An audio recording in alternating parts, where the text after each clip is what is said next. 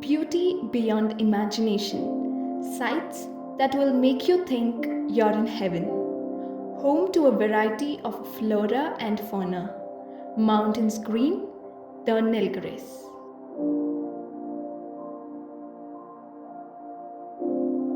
What we do not know about this magnificent place is its contribution to water cycle to almost the entire southern states. The Western Ghats was once famous for its marshes, actually. The topography, the climate over here is such that during heavy rainfall, water is retained in the marshes, and in times of dry spells, water is slowly released into small streams, which join together and feed most of the rivers which flow in southern India. The wetlands of the Nilgiris are unique and have distinct characteristics from place to place, even within the Nilgiris Biosphere Reserve. This solar gives water to some 25 hamlets. About 50,000 people are only water sources.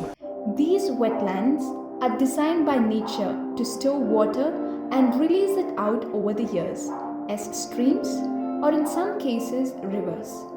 The water from here is pumped using motors.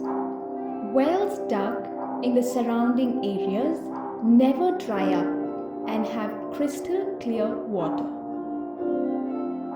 Nilgiris is home to several wetlands and networks, and this is a very complex thing that happens in this particular geology and hydrogeology. Currently, these wetlands are in danger. So the native vegetation over here is the Shola grassland mosaic, and it's a mosaic of montane grasslands, high elevation grasslands, and cloud forests, which are called Shola forests.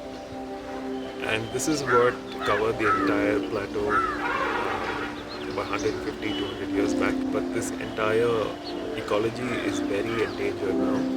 And within the Shola grassland mosaic, the wetland type of ecology and the wetland niche is even more endangered.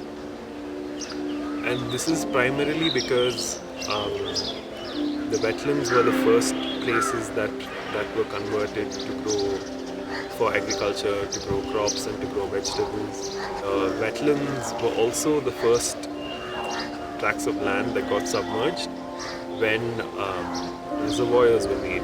So there are close to 11 large reservoirs in the Nilgiri Plateau, and most of them have been formed by submerging very important systems of wetlands. People who have lived here for ages say that their entire habitat has been changed due to lack of awareness and conservation of these wetlands. ஆக்சுவலாக இங்கே ஒரு 10 தரை இருந்துச்சு. இப்போ வந்து ஒரு தரை கூட இல்லை. பூவில் இருக்கிற இடம் நல்ல ஸ்வாம்ப் லேண்டாக இருக்கும். அதே சமயத்தில் இந்த மாதிரி இப்போது ரொம்ப வின்டர் ஆகும்போது எருமைங்கள்லாம் வந்து அந்த தண்ணியில் படுக்கும்ல, கியார்ன்னு சொல்லுவோம். அந்த கியார்னா அதில் வந்து படுத்துட்டு இது பண்ணால் உடம்புக்கு தான் இதாக இருக்குங்கிற மாதிரி அந்த எருமைக்கெல்லாம் அதெல்லாம் வசதியாக இருக்கும். இப்போ வந்து அந்த கியாரும் கம்மியாயிட்டு வருது. நேச்சுரல் பாண்டு அதுவும் கம்மியாயிட்டு வருது. Acres of these wetlands have been converted to farming lands and have been used up for development purposes. These wetlands have been considered as wastelands in most places. This has granted man permission to exploit these areas for his selfish needs. Area around these wetlands have high groundwater level. Hence, a lot of these lands which come into the Panchayat area have been used to build public wells and tanks. But most of these waters are not used by the public. The conversion of these lands into farmlands has not only led to the loss of wetlands but has also allowed the infiltration of pesticides and chemicals. The water is now filled with a dangerous level of chemicals that was once not found. We have been living here for around 30 years now. Earlier, there used to be plenty of water. Now the water level has significantly reduced. We cannot use this water without treatment. The water was so clear, but now it is mixed with waste from all over the place.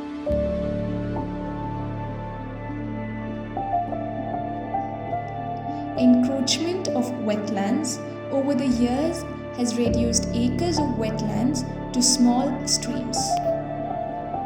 Due to the increase in population and the concept of nuclear families, the need to build more houses has increased. The wetlands are considered an easy target. Now, Nilgiris is an important area for 4 river basins which flow out to Karnataka, Kerala and Tamil Nadu.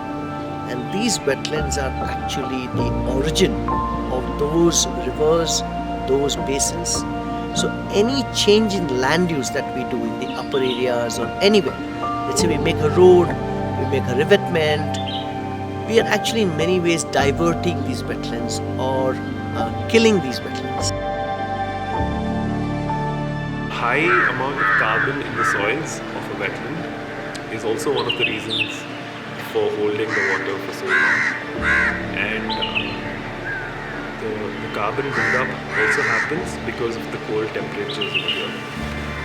So when a wetland is destroyed and it's made into a vegetable or agriculture field, or it's submerged, all this ecology gets destroyed and the carbon is also released.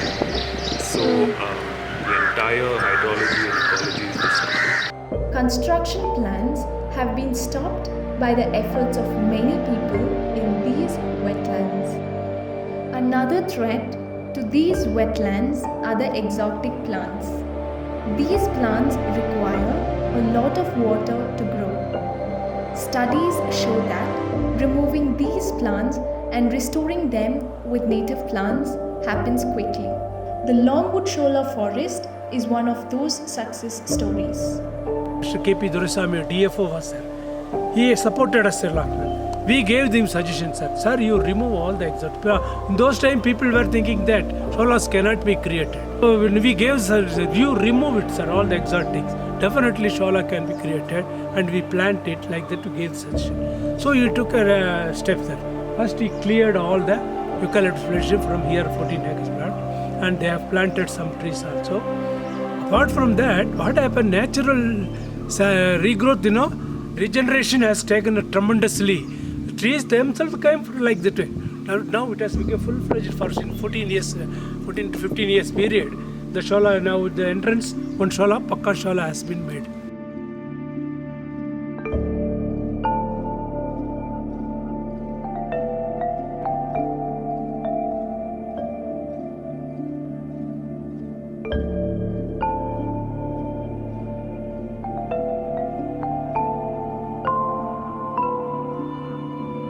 There are nurseries dedicated to native plants. Trees, grasses, and even certain kinds of shrubs are grown solely for the purpose of restoration of grasslands and wetlands. Most of these species are now highly endangered. For example, the Toda grass called Abul, which is Eriochrysis angachari, was once considered extinct, but it was found in a few wetlands, and we are now trying to grow it, and I'm regrowing it in my nursery and trying to plant it out. So like that, there are several species which are highly endangered. Multiple NGOs work to find out more about these wetlands and their conservation. So our work was to understand how do we manage wetlands. How does the communities like the Todas, the Kurumbas, really the ancient communities here, the Badagas, the Kotas, how do they live with the wetlands? How do they manage wetlands? Is there a community conservation practice which they have been following? Because like Todas, they take their buffaloes. and the buffaloes need wetlands water. They exactly know where these kind of things are. And a lot of wetland sacred cultural associations are there. People who live here need to take up the responsibility to use these sources of water effectively with the thought of conservation in mind. Just by removing some of the invasive species and giving space for native ecology, a lot can come back by itself. Although, yes, intervention is important. We have to go and plant some of the native grasses and remove the exotic species and stop the disturbance.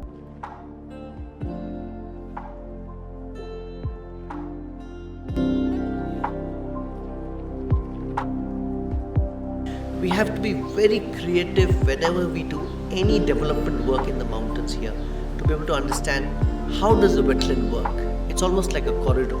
If we stop that, we'll have less water supply.